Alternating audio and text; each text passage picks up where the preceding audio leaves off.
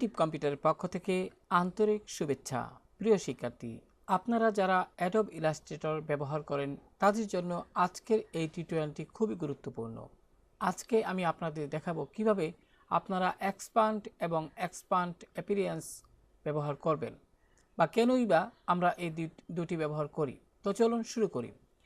প্রিয় শিক্ষার্থী, এজন্য প্রথমে আমি যদি একটু দেখাই, আমি এখানে টুলবার থেকে একটি রেক্টেঙ্গেল শেপ নিলাম। লক্ষ্য করুন এখানে রেক্টেঙ্গেল টুলটিতে ক্লিক করার পর আমি এখানে মাউস দিয়ে ড্র্যাগ করে একটি রেক্টেঙ্গেল শেপ তৈরি করলাম।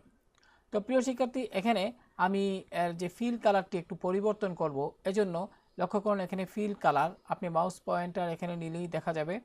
তো এখানে মাউস দিয়ে ডাবল ক্লিক করুন মাউসের বাম বাটন দিয়ে, তাহলে এরকম একটি কালার পিকার উইন্ডো আসবে। সেক্ষেত্রে আমি রেড কালারটি সিলেক্ট করে ওকে বাটনে ক্লিক করলাম।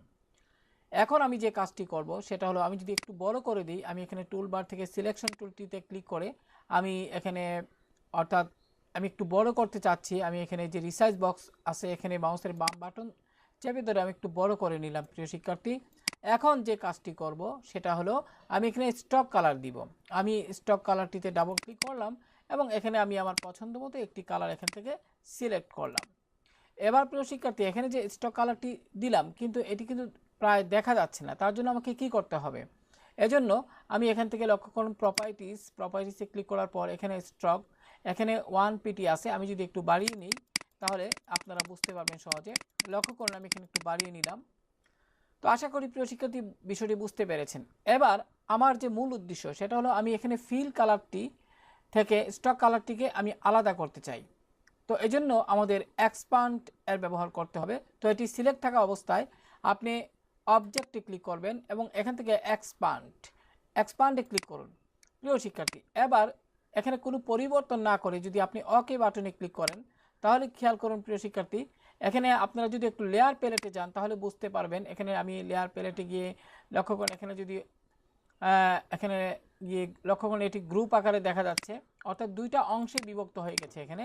অর্থাৎ এখানে একটি হলো গিয়ে আপনার স্টক কালার স্টক আর একটি হলো ফিল কালার।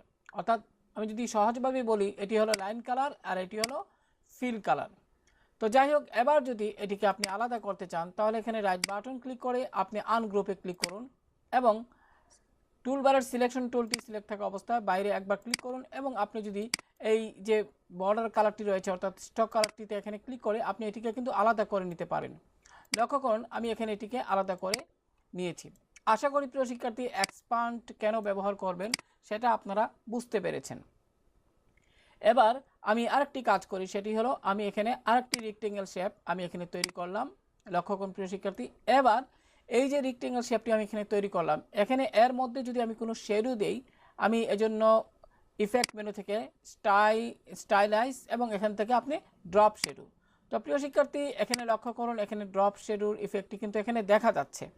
তো এমত অবস্থায় আপনি অপাসিটি কমিয়ে বাড়িয়ে আপনার প্রয়োজন মতো আপনি সেট করে নিতে পারবেন। এখানে এগুলাকে মাউস দিয়ে ক্লিক করে মাউসের বাম বাটন দিয়ে ক্লিক করে একটি কমিয়ে বাড়িয়ে আপনার মতো করে আপনি শেডোটাকে সেট করে নিতে পারেন। যাই হোক, আপনি এমত অবস্থায় ওকে বাটনে ক্লিক করুন।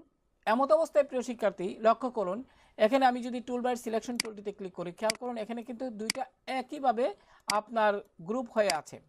তো লক্ষ্য করুন এমত অবস্থায় আপনি যদি চান যে আপনি যে পিছনে যে একটু ড্রপ শেডো দিয়েছেন এই ইফেক্টটাকে আলাদা করতে, তাহলে প্রিয় শিক্ষার্থী এটি সিলেক্ট থাকা অবস্থায় আপনি যে কাজটি করবেন অর্থাৎ টুলবারের সিলেকশন টুলটিতে ক্লিক করে এটির উপর একবার ক্লিক করলে এটি সিলেক্ট হবে। এবার আপনি অবজেক্ট মেনু থেকে লক্ষ্য করুন এখানে যেহেতু এখানে একটি আপনার এই একটি শেপের মধ্যে অর্থাৎ এখানে যে আমি একটি রেক্টেঙ্গেল শেপ তৈরি করেছিলাম তার মধ্যে একটি আপনার শেডো ইফেক্টটি দিয়েছি, তাই এখানে এক্সপান্ড এটি কিন্তু ডিসেবল হয়ে গেছে। এমত অবস্থায় আপনি এক্সপান্ড অ্যাপিয়ারেন্সে যদি ক্লিক করেন তাহলে কি হবে, এবার একটু রাইট বাটন ক্লিক করে এখান থেকে আনগ্রুপ করেন। রাইট বাটন ক্লিক করে যদি এখানে রাইট বাটন ক্লিক করে আনগ্রুপ করে নেবেন। এবার প্রিয় শিক্ষার্থী একটু বাইরে ক্লিক করুন, টুলবারের সিলেকশন টুলটি সিলেক্ট থাকা অবস্থায় যদি বাইরে ক্লিক করেন, এবার আপনি এই শেডোর উপর ক্লিক করে এটিকে কিন্তু আলাদা করে নিতে পারবেন। তো প্রিয় শিক্ষার্থী লক্ষ্য করুন আমি কিন্তু এটিকে আলাদা করে ফেলছি। তো আশা করি প্রিয় শিক্ষার্থী কেন আপনি এক্সপান্ড এবং এক্সপান্ড অ্যাপিয়ারেন্স ব্যবহার করবেন সেই প্রক্রিয়াটি এই ভিডিওর মাধ্যমে অর্থাৎ এই টিউটোরিয়ালের মাধ্যমে আপনারা শিখে গেছেন। তো ভালো থাকুন সবাই, আল্লাহ হাফেজ।